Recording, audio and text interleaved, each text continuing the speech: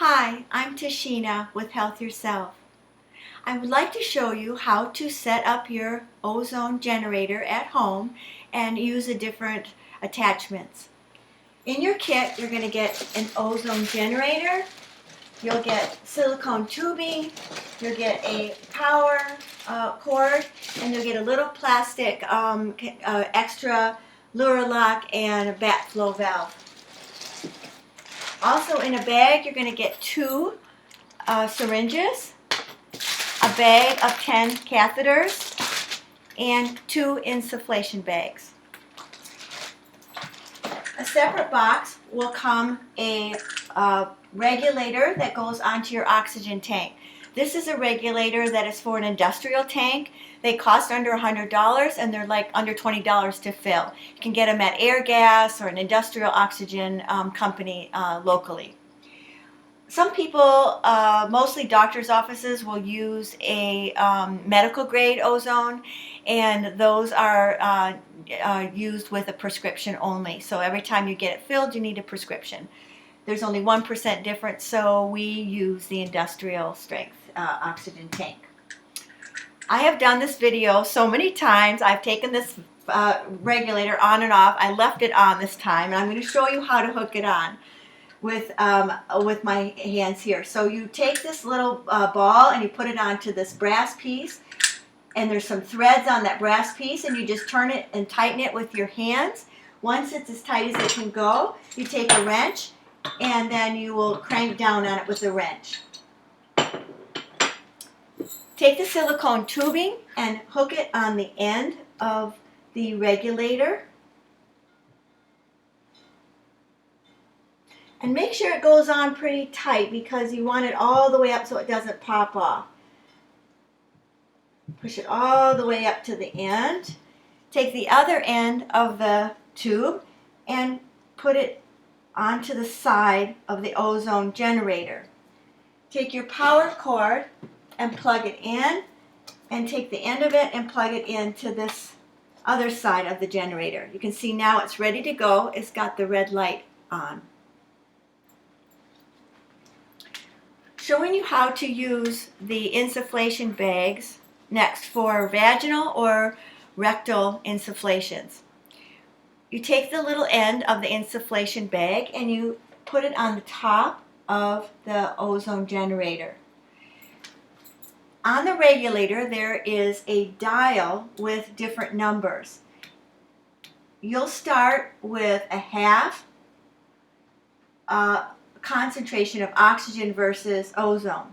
On the top of your oxygen generator tells you what level of gamma or milliliters of oxygen concentration you have with what you set the regulator for. Once you get used to the ozone and you just work up gradually, you can start at a half or 3/4, and then you'll end up going to about a quarter to an eighth. And that means there's more concentrated of ozone than there is oxygen. We're hooked up with the insufflation bag to the ozone generator, and you're only going to fill the top chamber. There's a little square here where you pinch off, and it allows the oxygen to the ozone to just stay in the top chamber. It's 200 milliliters in the top chamber of ozone. That's all you need. We've got our regulator set to a half. We turn on the oxygen tank, and then we turn on the ozone. We put our finger over that little square so that the chamber on the top fills up. Goes very quickly, you can see. And I know that there's oxygen going from the tube right now into the oxygen machine. So I start to turn the oxygen tank off. So I'm going to do righty-tighty, double check I'm closing the valve, then I turn off the oxygen or ozone generator, and I unhook the little leer lock and crimp the end of the insufflation bag. So I've got the ozone in the top chamber, 200 milliliters. I've got it crimped off. I'm going to take one of the catheters and screw it onto the leer lock of the insufflation bag.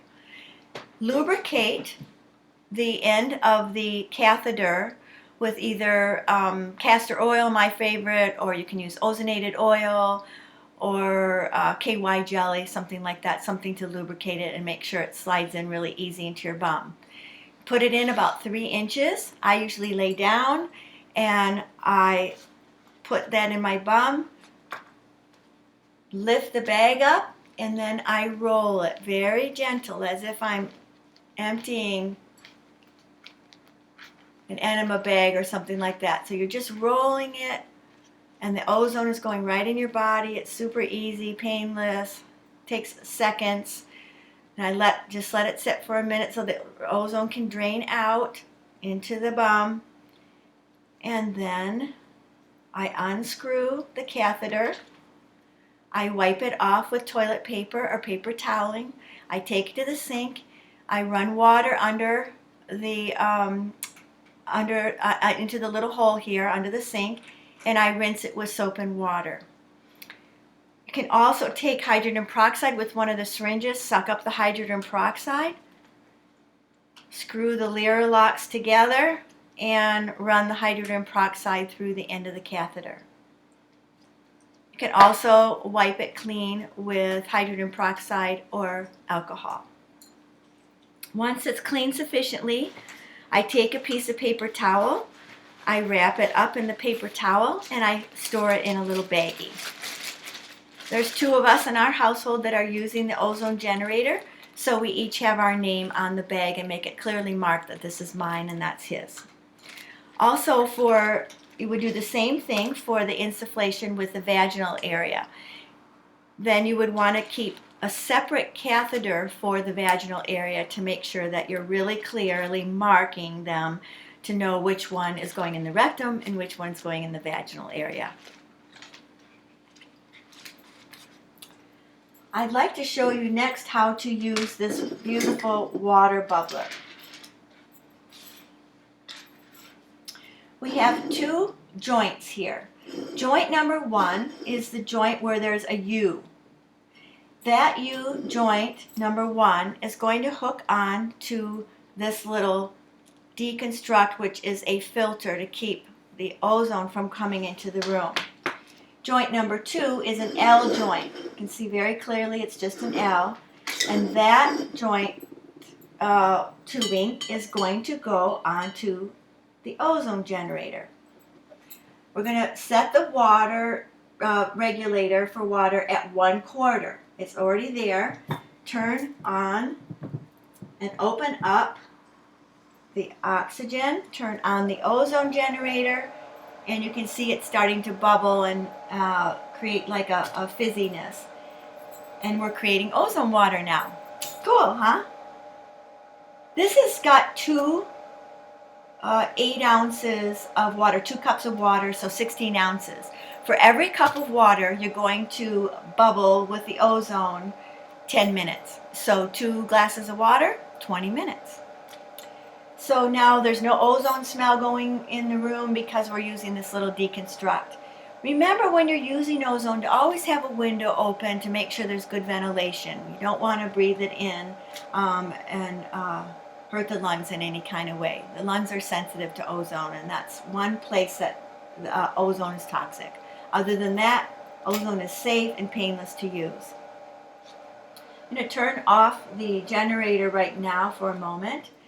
I'm going to take off the deconstruct, and I'm going to hook it up to an ear insufflation. So we have another hose here, and we got a stethoscope. Time for doctor, play doctor. Put it in your ears. Turn on the ozone generator. Again, it's at 1/4. You're running the ozone through the water, and it's coming in the stethoscope, and it's very gentle. And I might do this for 10 minutes. Can't smell any ozone. It's running through the machine. It's hooked up already to the generator, and the ozone is going into my ears. It's great for your lymphatics, for your any ear infections or sinuses. It's really great for this whole area here. Turn off the ozone generator, take off the stethoscope, and set that aside. Another way to do ear insufflations is to use one of your syringes. Again, there's a leer lock on the end.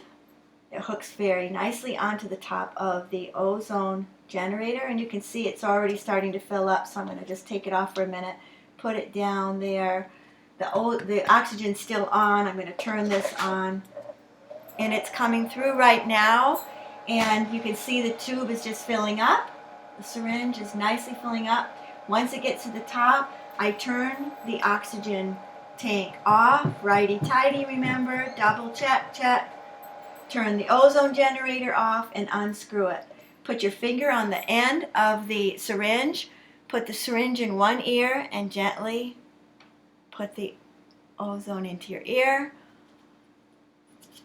Cover the end again, put it into the other ear. That's just a gentle little whisper of ozone in your ear. Feels a little warm. That's it. So that's another way. At the beginning, before you put the syringe in your ear, you want to take a Q-tip, add some water to the Q-tip, and moisten each ear with the Q-tip. You don't need to do that when you use the bubbler with the stethoscope because it's going through the bubbler and it's having moisture that way. But if you're going to use just the really simple way of the syringe, you want to put moisture in the ear with a Q-tip. That is it. I've showed you everything, how to set up, how to use your different accessories, and we're all set. I'm so glad you joined me here today and that you're going to get so much use out of your ozone kit, and it's just an amazing healing tool. We'll do another video on the benefits of ozone, and today we just wanted to focus on how to set it up and how to use it. Thanks again for joining me, and I'll look forward to connecting with you again. Happy ozoning. Much love.